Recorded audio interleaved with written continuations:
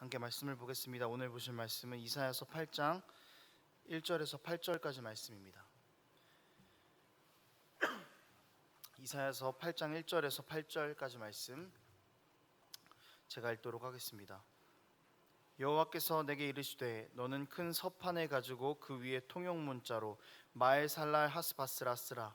내가 진실한 증인 제사장 우리야와 여베레기야의 아들 스가랴를 불러 증언하게 하리라 하시더니 내가 내 아내를 가까이 하매 그가 임신하여 아들을 낳은지라.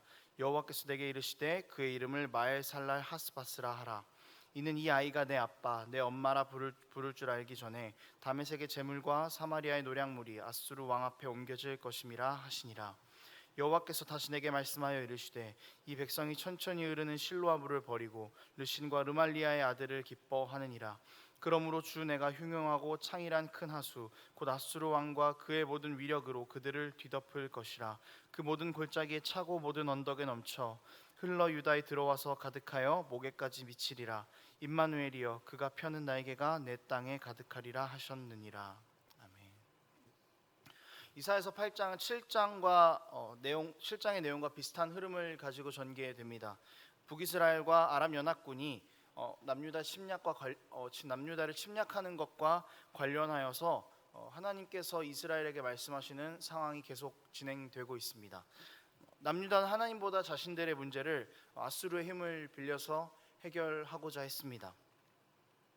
그런 남유다에게 하나님께서는 7장에서 스아라숲의 징조로 또 임마누엘의 징조를 말씀하시면서 아람과 북이스라엘이 멸망하게 될 것이다 라는 것을 말씀해 주셨습니다. 이 본문 앞에서 하나님은 두 번이나 아람과 북이스라엘은 멸망하게 될 것이다 라고 말씀해 주셨습니다. 그리고 오늘 본문에서 세 번째 아람과 북이스라엘의 멸망을 말씀하고 계십니다. 같은 이야기를 세 번째 하고 계신 것입니다. 같은 말을 또 반복하셨다라는 것은 아하스와 유다 백성의 선택을 되돌리고 싶으셨던 마음에서 하신 이야기일 것입니다. 잘 알고 계신 것처럼 하나님께서 북이스라엘과 아람 연합군의 멸망을 말씀하셨지만 아하스는 그것을 신뢰하지 못했습니다. 그래서 자신의 방법으로 자신의 생각으로 아수르의 힘을 빌리는 것을 선택하려고 했고 또 결국에는 그것을 선택하게 됩니다. 우리 짧은 본문을 통해서 하나님에 대해서 조금 더 알아갈 수 있는 시간이 되었으면 좋겠습니다. 1절에서 4절까지의 내용은 이렇습니다. 하나님께서는 이사야에게 큰 서판에 마엘살랄 하스바스라고 쓰라고 그렇게 명령하십니다. 그리고 증인들로 제사장을 옆에서 세우십니다. 그리고 말씀하실 때에 서판에 쓴 이름은 이사야가 낳게 될 아들의 이름이다라고 그렇게 이야기를 하십니다. 그리고 그 아이가 아빠, 엄마라고 부르기 전에 아수르에게 북이스라엘과 아람 연합군이 멸망할 것이다 라는 말씀을 하십니다. 1, 2년 안에 이스라엘을 공격하는 북이스라엘과 아람 연합군이 멸망할 것이라는 말씀입니다. 상당히 희망적인 예언으로 받아들일 수가 있습니다. 하지만 유다는 이런 하나님의 말씀을 전혀 듣지 않았습니다. 그래서 하나님으로부터 멸망하게 될 것이다 라는 경고를 또다시 받게 됩니다. 그 멸망에 대한 내용이 5절 8절까지의 내용입니다. 하나님을 의지하지 않았던 유다에게 심판이 있을 것입니다. 하나님께서 예언하신 대로 홍수 같은 아수르의 공격은 먼저는 북이스라엘과 아람을 심판할 것이고 또 그 심판은 흘러 넘쳐서 유다에게까지 들어오게 될 것입니다. 이런 본문의 내용 가운데에서 우리가 하나님을 좀 더 한 번 더 알아가는 시간이 되었으면 좋겠습니다. 첫째는 포기하지 않으시는 하나님입니다. 하나님께서는 유다를 포기하지 않으셨습니다. 유다가 하나님 외에 다른 것들을 의지하면서 자신들에게 주어진 문제를 스스로의 지혜로 스스로의 기준으로 해결하려고 할 때마다 하나님께서는 너희가 걱정할 일들은 일어나지 않는다. 내가 너희에게 보여준 대로 행하기만 하면 된다. 다른 것 의지하지 말고 나를 의지해라 라고 말씀하십니다. 한 번도 두 번도 아닌 세 번이나 그렇게 말씀하고 계십니다. 그만큼 자신의 백성들을 향한 하나님의 사랑이 끝이 없다라는 것입니다. 그리고 그 사랑은 변하지 않는다는 것이죠. 하나님께서는 하나님의 백성이 언제나 하나님만을 바라보기를 원하십니다. 그리고 언제나 삶의 방식과 기준을 하나님으로 삼기를 원하십니다. 그렇게 우리에게 원하시는 것을 하나님은 사랑으로 우리에게 나타내십니다. 그리고 인내하심으로 우리에게 나타내십니다. 유다에게 3번이나 말씀하신 것은 사랑하시니까 그렇다고 쳐도 5절에서 8절까지에 나오는 내용은 우리에게 정말 큰 은혜를 주는 것 같습니다.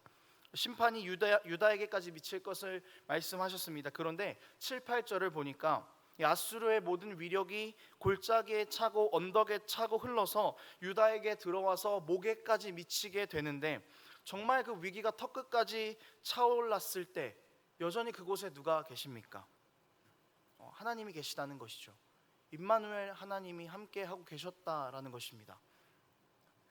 정말 너무 깊은 사랑입니다. 정말 너무나 끝이 없는 사랑입니다.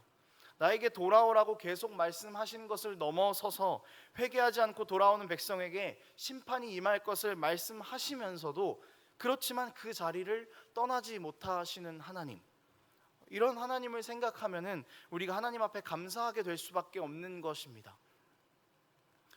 여러분, 유다는 한치 앞을 내다보지 못했습니다. 자신들이 생각하기에 위기에서 벗어날 수 있는 최선의 방법들, 최선의 지혜들을 사용했을 것입니다. 하나님의 말씀을 잊고 하나님의 말씀 말고 아수르를 의지하기로 결정했습니다. 하나님의 백성이라고 하는 유다가 하나님을 저버렸습니다. 아람과 북이스라엘과의 전쟁에서 이기지 못한다는 것도 당연하게 생각했습니다. 심지어 빠른 시일 내에 연합군이 망할 것이라는 하나님의 말씀이 있었지만 그것도 역시 불가능한 일이라고 생각했었을 것입니다. 하나님이 말씀하셨음에도 불구하고, 하나님이 약속하셨음에도 불구하고 하나님의 백성이라는 자가 자신들의 기준을 의지하고 있는 상황입니다. 수많은 역사 속에서, 자신들의 삶 속에서 하나님을 의지하지 않았던 결과가 어땠는지를 분명히 알고 있음에도 불구하고 그들은 자신의 눈앞에 놓인 문제들 때문에 하나님을 바라보지 못했습니다. 나라가 망하는 문제는 정말 큰 문제입니다. 그래서 눈앞의 현실 때문에 하나님을 바라보지 못했다고 유다에게 잘못했다라고 말하는 것은 사실 그렇게 쉬운 일말은 아닙니다. 왜냐하면 입장을 바꿔서 생각해 본다면, 저는 저의 연약함을 알기 때문에 그 상황이었으면 나도 그랬을 수도 있겠다라는 생각이 말씀을 준비하면서 이렇게 머릿속을 떠나지를 않더라고요. 여러분, 우리도 그럴 수 있습니다. 우리가 하나님의 백성이라고 하지만, 하나님을 예배한다고 하지만 언제든지 하나님을 떠날 수도 있습니다. 하나님을 생각하지 않을 수도 있습니다. 하나님을 기준으로 삼아서 살아가지 않을 수가 있습니다. 삶의 기준을 하나님을 잠시 떠나보내고 우리가 생각하는 가장 안전한 것, 우리가 생각하기에 가장 지혜로운 것으로 삼을 수도 있다는 것입니다. 사탄은 어떻게든 우리가 하나님을 보지 못하게 하려고 하나님이 계신 자리를 무언가로 가리려고 힘쓸 것입니다. 유다에게는 그것이 아수르였습니다. 여러분, 우리에게 하나님이 계신 자리를 가리고 있는 우상은 무엇입니까? 그것들을 좀 생각하면서 내려놓는 우리의 삶이 되기를 원합니다. 각자에게 너무 다른 우상들이 있을 것입니다. 하나님을 가리고 있는, 어쩌면 하나님보다 우리에게 더 크게 보이는 것들, 그것들을 내려놓으면서 그렇게 삶에서 믿음의 고백들을 하나님 앞에 드리며 살아가는 우리의 삶이 되기를 원합니다. 그러면서 반드시 우리가 기억해야 할 것은 하나님의 사랑입니다. 우리를 떠나시지 않으시는 하나님의 사랑 때문에, 정말 우리를 바라보시면서 안타까워서 돌아오라고 우리를 설득하시는 하나님의 사랑 때문에 우리가 우리 기준대로 살아가려고 마음먹은 삶에서 돌이킬 수 있게 되는 것입니다. 사망으로 가는 길에서 돌이킬 수 있게 되는 것입니다. 이것을 반드시 기억하며 살아가는 우리 삶이 되었으면 좋겠습니다. 말씀을 정리하도록 하겠습니다. 사랑하는 여러분, 오늘도 여전히 돌아오라고 말씀하시는 하나님의 말씀에 귀 기울이는 우리 삶이 되기를 원합니다. 3번만 말씀하셨을까요?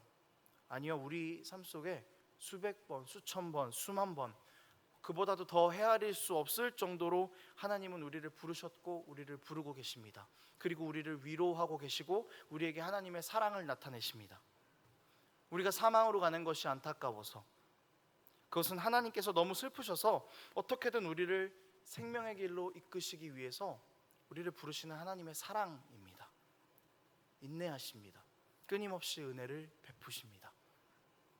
심판을 말씀하신 그 순간에도 유다와 함께 있으셨던 하나님을 기억합시다. 주님께서 다윗의 나라를 놓지 않으신다는 구원의 약속을 하나님께서는 절대 놓지 않으셨습니다. 그 백성은 놓았지만 하나님은 그 백성을 포기하지 않으셨습니다. 그리고 그것을 지키시려고 하나님께서는 늘 우리에게 최선의 것으로 약속하고 보여주신다는 것을 잊지 마시기 바랍니다. 이 사실을 깊게 신뢰하며 살아가는 우리가 되기를 원합니다. 여러분, 우리가 연약할 수도 있습니다. 우리가 쓰러질 수도 있습니다. 때로는 우리 삶의 많은 것들이 하나님을 가려버리고 있는 것들이 있다고 생각할 수 있습니다. 그리고 그것들의 영향을 받을 수도 있습니다. 그때마다 설득하시고 그 자리에 계시는 하나님을 기억하시기 바랍니다. 그 사랑을 기억할 때에 하나님을 우리 삶의 기준으로 삼을 때 우리는 다시 일어나게 될 것입니다. 그리고 우리의 모든 슬픔이 기쁨으로 또 찬송의 고백으로 바뀌는 은혜의 자리로 나아갈 수 있게 될 것입니다.